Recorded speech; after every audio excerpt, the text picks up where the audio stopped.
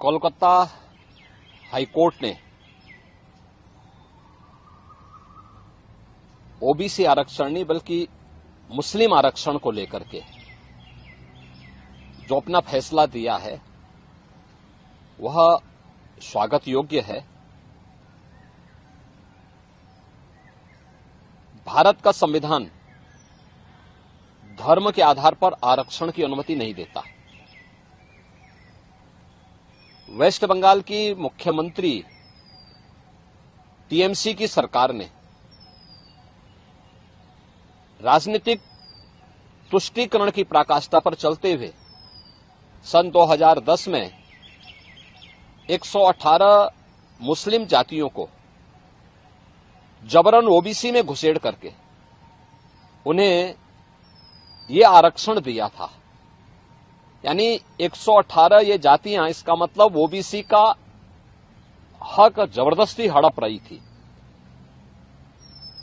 और इसी असंवैधानिक कृत्य पर माननीय उच्च न्यायालय कोलकाता ने टीएमसी गवर्नमेंट के फैसले को पलटा है और एक जोरदार तमाचा मारा है।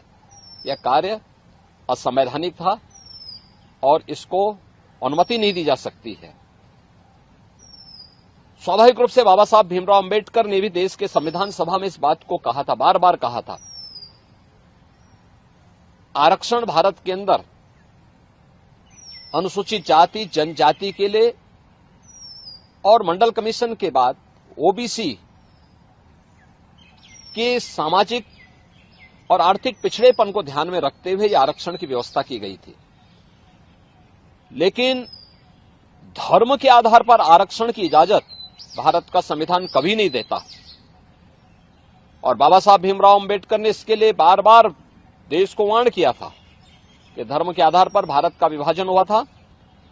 हमें फिर से कोई ऐसी स्थिति नहीं पैदा करनी चाहिए जो इस देश को विभाजन की ओर धकेले। और मुझे लगता है कि यह फैसला एक नजीर बनना चाहिए। यह फैसला जो कर्नाटक के अंदर कांग्रेस की सरकार ने ओबीसी के अधिकार पर इसी प्रकार की सेंधमारी करते हुए मुसलमानों को आरक्षण देने का काम किया है और कांग्रेस की सरकार ने आंध्र प्रदेश के अंदर भी इस प्रकार की जो शरारत की थी, इसका अब जोरदार जवाब दिए जाने की आवश्यकता है। और मुझे लगता है कि किसी भी प्रकार के उस कार्य को जो असंवैधानिक हो, भारत के विभाजन की आधारशिला रखने वाला हो, भारत को कमजोर करने वाला हो, उसको कतई स्वीकार नहीं किया जाना चाहिए। देश की कीमत पर राजनीति की जो नीति चल रही है, खासतौर पर कांग्रेस और इंडी गठबंधन से जुड़े हुए दलों में जो होड़ लगी है, इस होड़ को पूरी तरह खारिज किया जाना चाहिए और इसको बेनकाब किया जाना चाहिए।